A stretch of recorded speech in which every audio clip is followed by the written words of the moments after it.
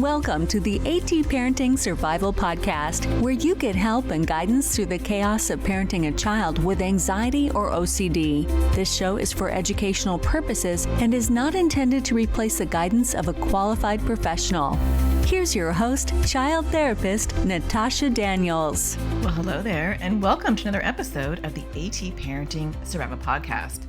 Today, I want to talk to you about something that I think most of us experience at some point, and that is the contagious feeling of anxiety and OCD, that we get stuck in our own triggers, our own helplessness, our own overwhelm, and it's super hard to be grounded and to be an anchor for our kids when we are feeling derailed as well. And it's understandable that we feel derailed because this is hard stuff. So we're going to dive into that. But before we get started, I do want to thank NoCD for sponsoring this episode. NoCD offers affordable, effective, convenient therapy, and they're available in the US and outside of the US. And you can schedule a free 15-minute consultation to see if NoCD is a right fit for you and your child. Just go to treatmyocd.com. That is treatmyocd.com. I'll leave a link in the show notes as well. And that can help us feel grounded because when we get the extra support, we have a therapist that supports us, it takes a little bit of the burden off of us. I know for me, knowing that my kids have their own anxiety and OCD therapist is very comforting, and it takes a lot of the burden off of me, but not all of it. And that's what we're going to get into today is how do we handle this? I do want to mention that I am going to be doing a free series coming up in the next few weeks, actually. I'm batching this ahead of time. So when you're listening to this, my free series will be happening next week. So you're listening to this on Tuesday, August 12th, if you're listening to it in real time. And my free series on how to be an effective anchor for your child with anxiety and OCD is starting next week on Thursday, August 21st. And you can catch this series as it runs. As it's open, you can join at any time because they're on-demand videos, as well as live bonus classes where I get to talk to you and support you live. And then you can watch the replays of those as well. So lots of great resources. It goes on for 2 weeks, and I hope that you'll join us. I'm going to be talking much more in depth on how do we become an effective anchor. And I kind of give you a step-by-step approach of how to anchor yourself. And it's a deep dive. I was very nervous actually last time. I've done this series one time before, and I was super nervous. It was replacing my self-care series because I wanted to go deeper into like your triggers and your childhood and what things are you bringing to the table? What things are smudging your lens that make it hard for you to see your child's struggles clearly? And we all of us have smudges on our lenses, but it's raw, and it's really where the work needs to be done, because we can coach our kids on how to work with their anxiety and OCD, and they can choose to accept our coaching or refuse our coaching. But no matter what, we are on the sideline coaching. But one thing we do have full control over is our stuff, how we're showing up to this struggle, how we're showing up to this journey, this calling that none of us wanted of raising a child with these mental health struggles. And sometimes that's hard to look at, but when we do, oh my gosh, it is so powerful. And it really can improve your own quality of life and your enjoyment, even while you're in the thick of it and you're in this storm. And I'm really into, I don't know why, maybe it's like ever since my husband passed away, I'm really into resilience and how do I capture moments of joy in all of this craziness that we call life. And our kids with anxiety and OCD, that's just one scoop on our plate. We can add a lot more other crazy things.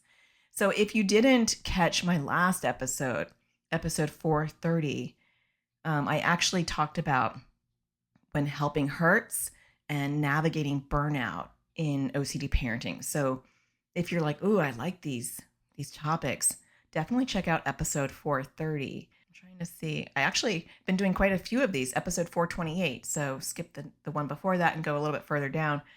How to reclaim moments of peace while parenting a child with OCD and anxiety. These would be great supplements for today's episode. But for sure, if you are wanting to really process this and really make some changes, definitely check out the free series coming up next week because it's free and it's in depth and it's like it can supercharge your understanding and your awareness of how you're showing up to your child's struggles. And the silver lining also is it's going to help you as well. So you can register at atparentingsurvivalseries.com. It's free and I hope to see you over there. All right, let's talk about this feeling that things stir up. So a lot of times we are so fixated on what is happening externally in our world. How are our children doing? How is their anxiety and OCD? How is their mental health? For me, it's always monitoring how much has my child eaten today. He has ARFID, avoidant restrictive food intake disorder. And so I am programmed, and maybe some of you are dealing with the same thing and you're like, yes, I totally get this. I am programmed to be consumed and concerned with how much goes into that child's mouth every single day. And currently, because we're in the summer, I'm also consumed with his sleep cycle. It's 3 p.m. Is he up yet? Has he eaten today? Did he take his medicine last night? So I'm like micromanaging a lot. And that's just a constant track in the back of my brain that I have gotten used to. How many of those tracks, those automatic tracks, do we have automatically running in the back of our brain? And it's different possibly for you. Maybe you're watching how many times your child gets up and washes their hands, or how often they leave their room, or how often they reach out to a friend, or how often they ask you those compulsive questions over and over. We all have it. We all have something that we're monitoring on a subconscious level. I kind of look at it like, have you ever walked by a computer and it's running? That, for some reason, I'm very sensitive to noise.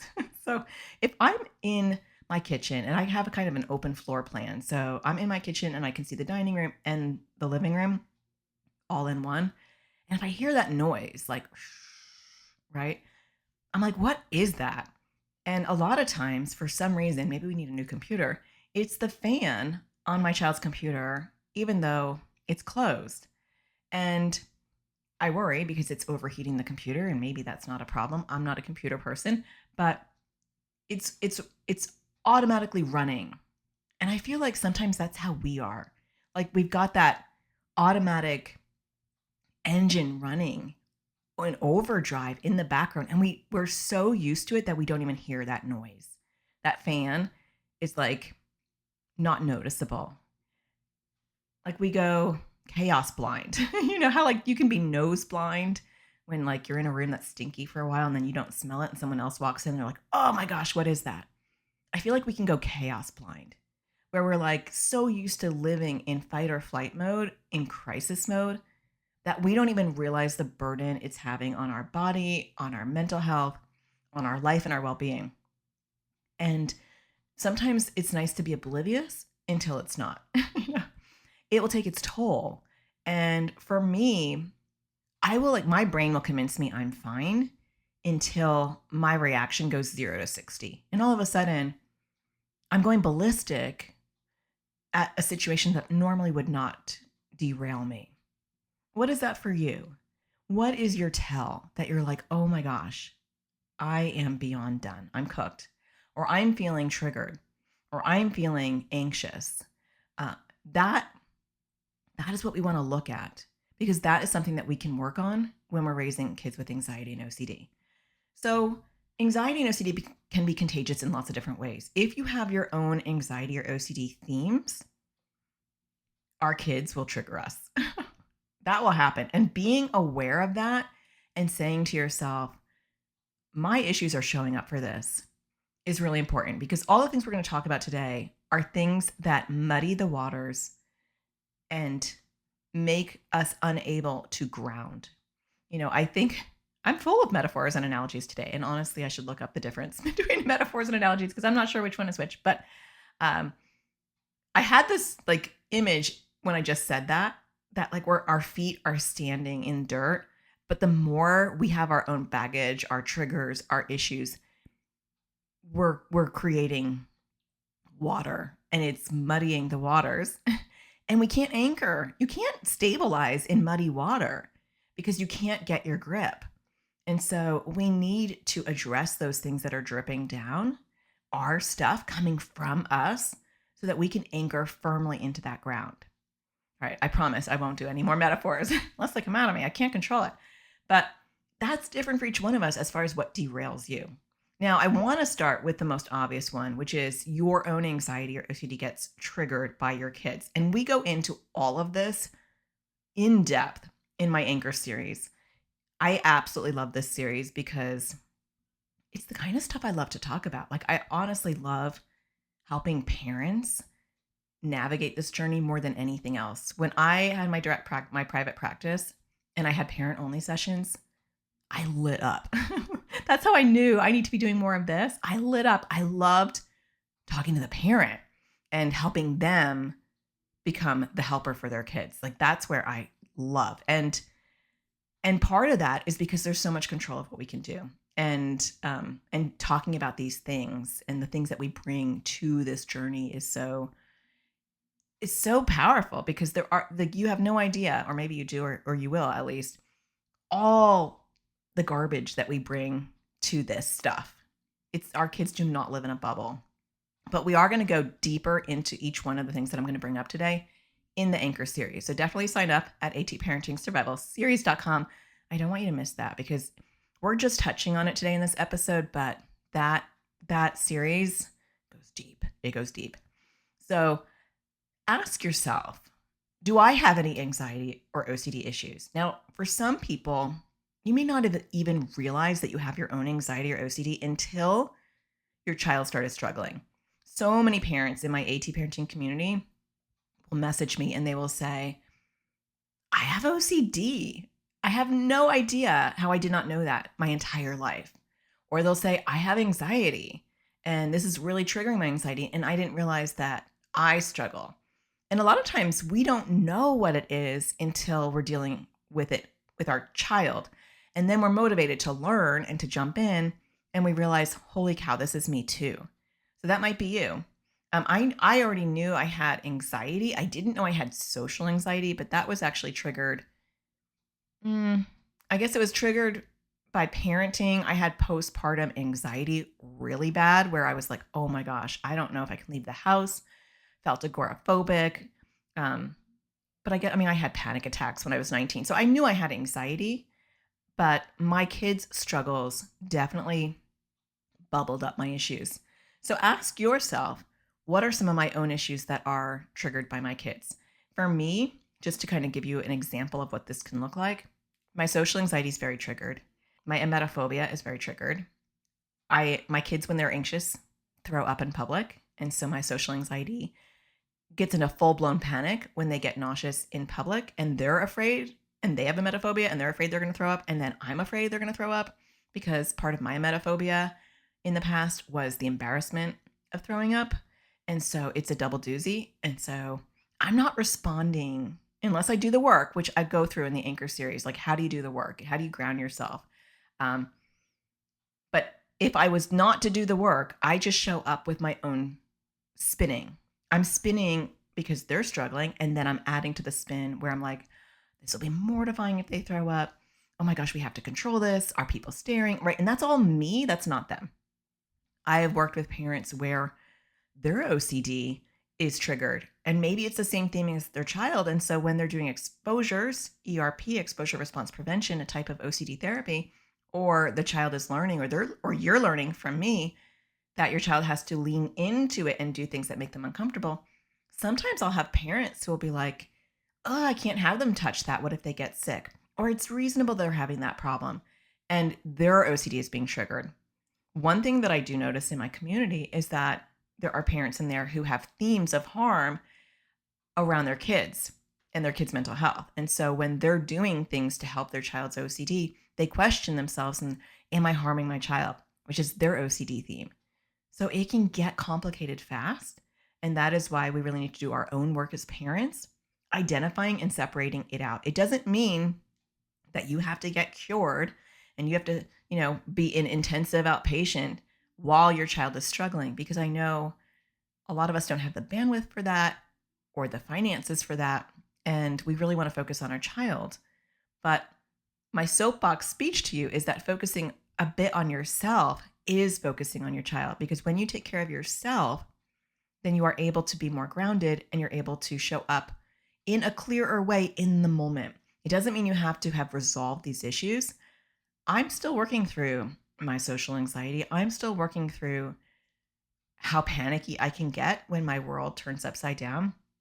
But I am practicing on a daily basis, and I actually do better when I do my anchor series because I'm like extra aware.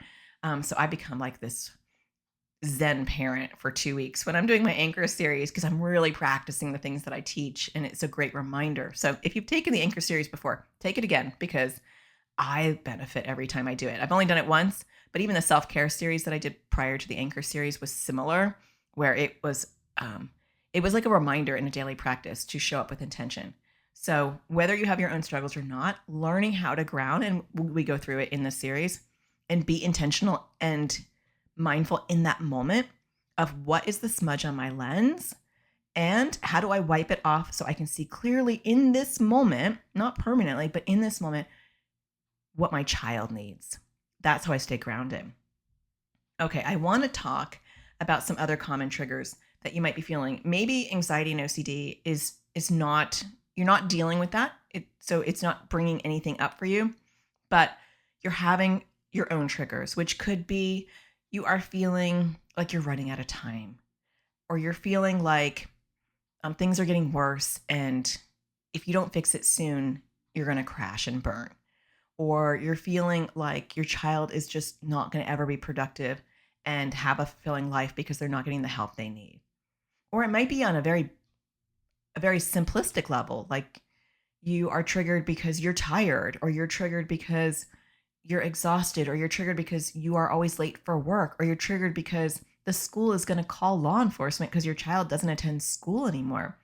Those are triggering for us as parents, especially when external people put pressure on us, whether it's friends and family judging us, or it's the educational system demanding that we kind of get things under control. Even mental health professionals who aren't great at their job can make you feel like you're the problem and put pressure on you to do the work in between sessions. Or you're feeling the pressure from society and your child just not being able to be productive. Those are all triggers as well. And so we want to be aware of what's triggering us so that we can ground.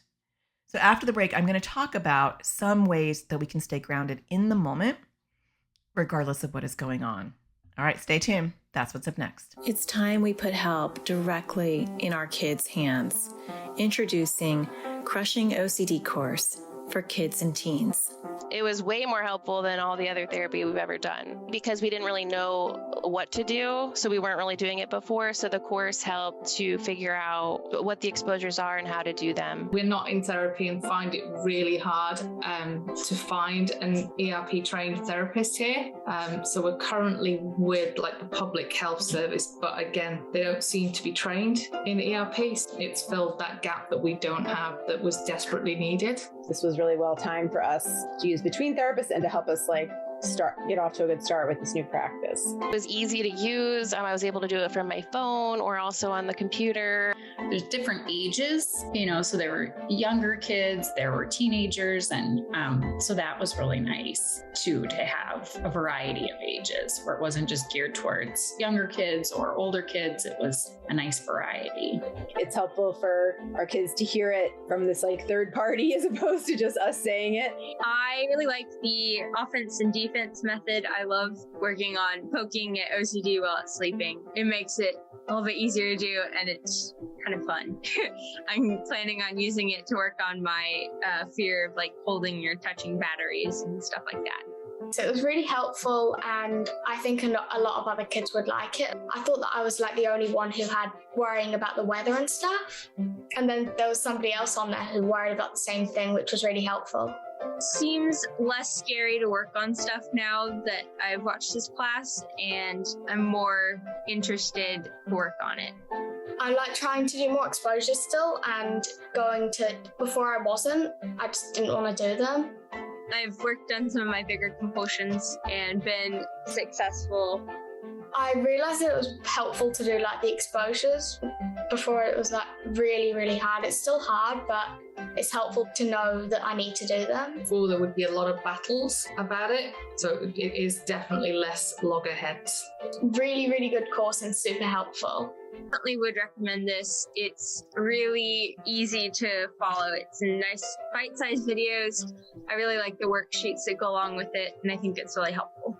To learn more about this course and register your child or teen, go to atparentingsurvivalschool.com. All right, welcome back. So in the beginning half of the episode, we talked about some of the reasons why anxiety and OCD can feel contagious. And I do also want to mention that I feel like it's natural with anxiety and OCD, and brace yourself. I think I have another metaphor coming. I'm so sorry. But it's like, when someone's drowning and they're like reaching out for you and they're grabbing and like they're desperate. And so when they grab you, they're going to grab you and you're going to go under the water too. And it's not because they want to drown you, but because they're feeling so out of control that they're just reaching out and pulling in anything and anyone that's near them, trying to support them. And I feel like anxiety and OCD is like that too, where our kids are lashing out. They're angry, and maybe anger is a trigger. It's a trigger for me. When my kids are rude because they're imploding or exploding, it's so hard for me to be empathetic because I can't stomach that. And it's very triggering. And maybe it's triggering for you because of your childhood, or if people have been abusive to you in the past, those things can be triggering. Or if they remind you of relatives or people that have similar issues, all that could be triggering. That's all the kind of stuff that we go over in the Anchor series. We fully analyze what smudges are on your lens. Everybody has a smudge or smudges. And in that series, I help you figure out what yours are, because I'm just naming a few. There are a lot of reasons why we have smudges on our lenses. And if you don't know what they are, you're not going to notice that they're on your glasses. And then you're going to see things from a skewed perspective. So the first step that we talk about in the Anchor series is, what are my smudges? What are my triggers? What's my perception? What's my story that I'm telling myself about my child's anxiety or OCD? What are the things I'm bringing into childhood that are smudging my clear view of my child's struggles? And what are some relationship issues that are coming up?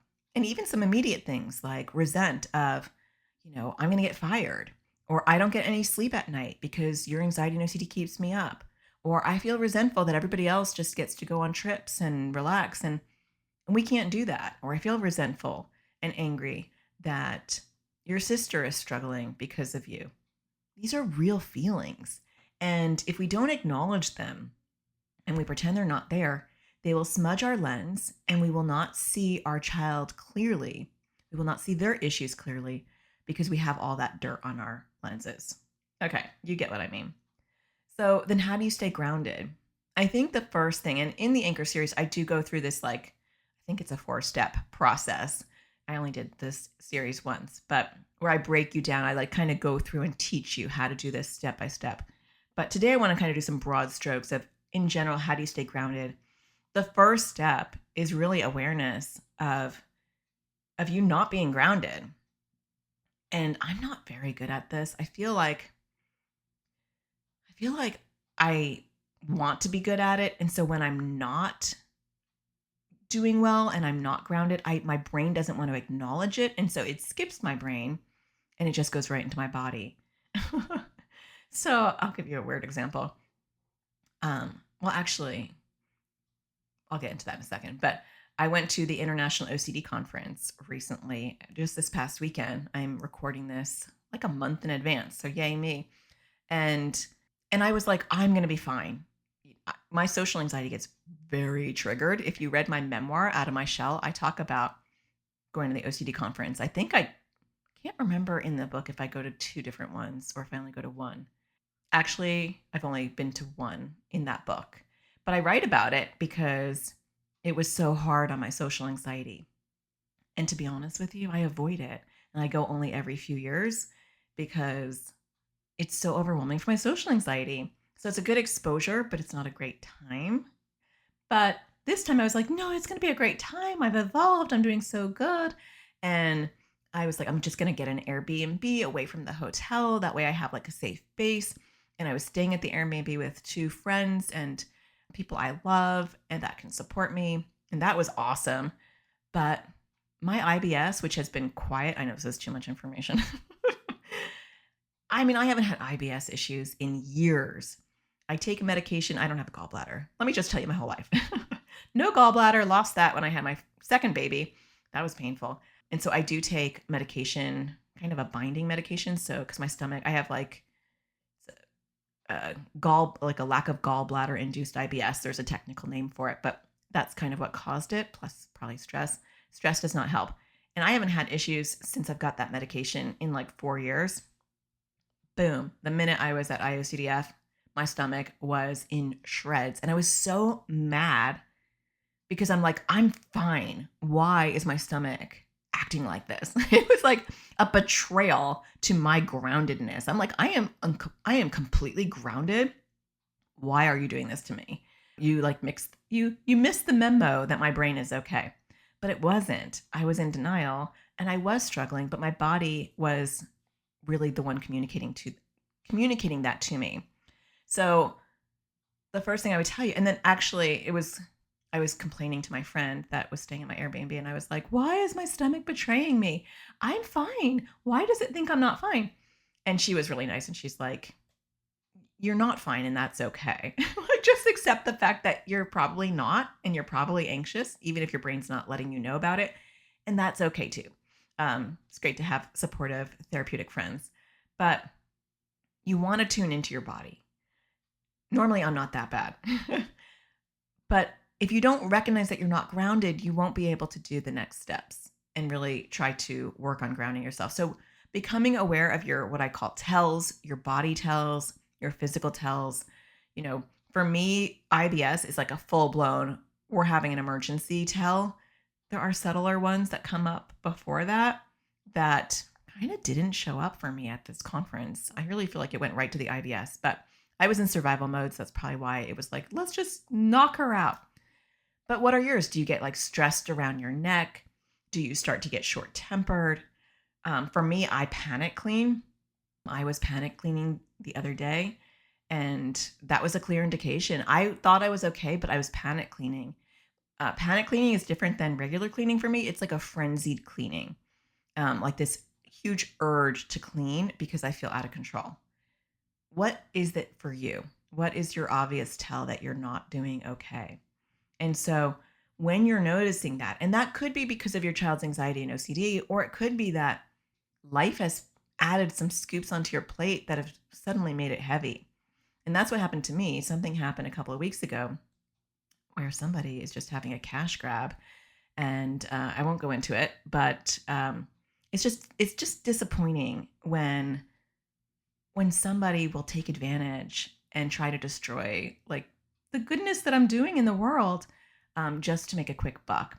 And can't go into it, but that's just disappointing. So I've had to have like this whole like realignment of there are bad people out there, and they'll try to, just because you're doing something good in the world doesn't mean that bad people won't target you. You're not immune to it. I'm not immune to it apparently, which is disappointing, especially considering this is somebody that I had helped. But that was a big scoop on my plate. And you might have other things that are happening. You might have financial things that are happening, legal things that are happening, grief things that are happening. Your kids' issues don't live in a bubble. And when you add, for me, my plate is really full already. I've got 3 kids with anxiety and OCD. I'm a widow. I'm a single mom. I have a business. I've got this podcast. I've got a YouTube channel. I've got my community. And apparently I've got vulnerabilities. And that's a lot. And I don't think I realized that like that's as full as I can get. So when you add this other scoop of this legal thing that is happening, that makes my plate fall to the floor. And then I am less able to be grounded for my kids. I'm short-tempered, I'm overwhelmed, I've got a headache, my neck hurts, and then my child's not eating and he's not waking up, and my daughters have depersonalization and she's struggling, and all of a sudden those issues are like 100. The volume's 100. When nothing else is on my plate, I can show up and I'm like, I've got this. I can handle this because the volume of life is at a 50. And maybe that's true for you too, that depending on the volume button, that can impact how grounded you are. And being aware of that sometimes it's not our kids, sometimes it's something else in our world, where now I have this epiphany that bad things happen to good people. And that can increase your anxiety, where maybe your tires blow out and now you have to like try to figure out how to afford 4 new tires, or you got a bill that you weren't expecting, or you have to replace your, air conditioning, or somebody out of the woodwork comes out and attacks you, whatever it might be for you. That pressure, if you don't have the capacity or bandwidth because you are just keeping it together, is enough to really impact how grounded you can be for your kids. So being aware of your stressors, and that's kind of what happened to me, where I was like, oh my gosh, I don't think I realized that my plate is already full until somebody just put this huge scoop on there that I didn't need. And all of a sudden it's like, I can't sleep, I can't eat, I'm feeling overwhelmed, I'm barking at my kids. And when you have that awareness, for me, it was kind of similar to when my husband died, to be honest. It was like that feeling of like someone just like sucker punched you. It's a similar feeling. I mean, one's grief, and that's far worse, but it's still like that world. It's like your footing in the world has just been like removed. When you have that awareness, and it could just be that your kid's anxiety and OCD is making you feel that way, because it could be that bad, but certainly add a sprinkle of something else in life, and it's, tune in. I tuned in and I realized my brain doesn't want me to be upset and spinning, but the way I'm reacting to my kids tells me it clearly. I'm not okay. And so do your own internal work. For me, that is a lot of reprocessing and, reframing in my head of how things will be. And so if you're spinning because of something external, separate from your kids with anxiety and OCD, that does impact how you show up for them, and working on your reframing of that is important. I had to come to it's been 2 weeks, and I had to like really work on my thoughts and my feelings and reach out to people that I care about to help me be like, okay, this is just happening and I have to deal with it. And bad things do happen, and there are bad people out there, and we just have to deal with that. And when you're dealing with your child's anxiety or OCD, sometimes you have to kind of get to that acceptance as well of not the why. I know sometimes parents get stuck in the why of like, why is this happening? Or why are they not getting better? Or when will this get better? Or why me? Or why them? And moving into acceptance, regardless of what it is, whether it's something external or something related to your kids, is really healing, because, and you have to go through your grief. I mean, I think you have to go through grief with anything. When something bad happens to you, or the shock of like, oh my gosh, how could somebody do that? You have to go through a grief of like, this is what I thought the world was, and now I had a reality check.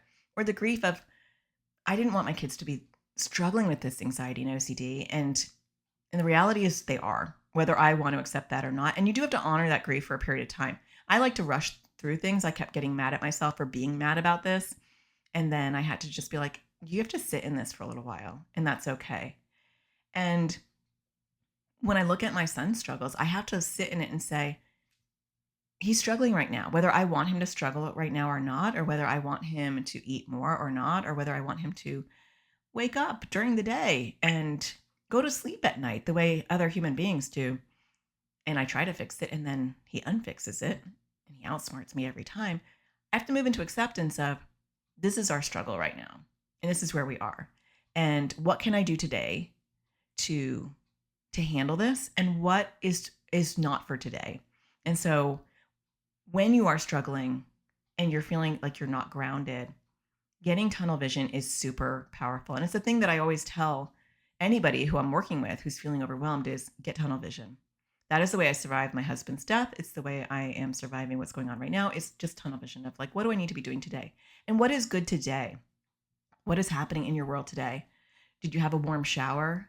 Some people don't have warm water. I move into gratitude. And I know I always do this. This may not be for you, because this may not, for some people, this doesn't work. But for me, I move into simplistic gratitude. And I say, I have a roof over my head. My kids are medically healthy, which they're not. They have a lot of medical issues, but they are not terminally ill, God forbid. They're doing fine. They're functioning. They're able to go to school. So that may not be the case for you. You might have to find another silver lining. But for some people, and this may not be you, but finding gratitude is actually kind of grounding, because it's, what do I have right now in my life right now that I'm grateful for, that I can really lean into and feel gratitude and appreciate? And what do I not need to look at right now? If your child is struggling, do you need to look at what's going to happen in 3 years? I worry about, what's going to happen after high school, or what about when they get behind a wheel? Do I need to worry about that right now? No. Are there things that I can actually get off my plate? Yeah, there are things that I cleared off my plate because this is a very full plate right now that somebody just plopped something extra in that I didn't need. And so it's time to buckle down and really focus on what is right in front of me. So when anxiety and OCD feels contagious, it's looking at what part of it is contagious for you. Is it contagious because you are putting a story on top of their anxiety and OCD? So for me, that story might be things are never going to get better. You're going to have a 30-year-old sleeping on your couch, or they're going to be G-tubed sleeping on your couch. That's not a helpful story. And that's not happening right now in this moment. Is it contagious for me because I've got other things going on? For me right now, yes. I am currently juggling this external stressor that I did not need, that was plopped on my plate. And that's impacting how I'm showing up for their anxiety and OCD. So when they're struggling, now it feels so magnified. Everything feels magnified because I've got something else I have to deal with. So do you have something else in your life that needs to be addressed and dealt with because you're being derailed and you can't ground? So learning what it is important, and then refocusing and buckling down and saying, what do I need to focus on today? What is going on right now? And in the Anchor series, we talk about how to ground yourself. So we go much more in depth on how do you ground yourself? How do you know what those smudges are on your lens? And then asking yourself, my favorite question is, what does my child need from me right now? And that's been a really powerful thing because I see this current season as, well, I didn't initially, to be completely transparent, a lot of anger and rage, but I always ask myself, and you may not, this might be like a very cheesy thing that you're like, nope, Natasha can't do this one. But I always say, like, what is the invitation for right now? What's the learning lesson in this right now? Like, we'll have bad things happen to us. Where's the lesson in this? And for me, I want to show up with complete intention. And it's just another bump in the road that tests my ability to be present, to have gratitude, and to show up the way that I want to show up for my kids, despite this extra layer of stress that's happening in my world right now. And so I'm very competitive. So it's an invitation. It's to a challenge that is extra hard. And so that does encourage me. Now, that may not be encouraging to you. You're like, nope, I don't really feel like that extra challenge is exciting. I don't want an extra challenge, but it's an invitation to say, can you show up with this going on? Can you show up with that going on? Can you show up in the way your child needs, no matter what's going on? And that's hard. And then I ask myself, what does my child need right now? Well, my son, he needs compassion. He needs me to accept him for where he's at. I've been way too naggy. And, the minute he wakes up, have you eaten? What time did you go to bed? He doesn't need me to wake him up to all those questions. But that's my own contagious anxiety that is showing up when I ask him those questions. So I've been just giving him a hug. Good morning.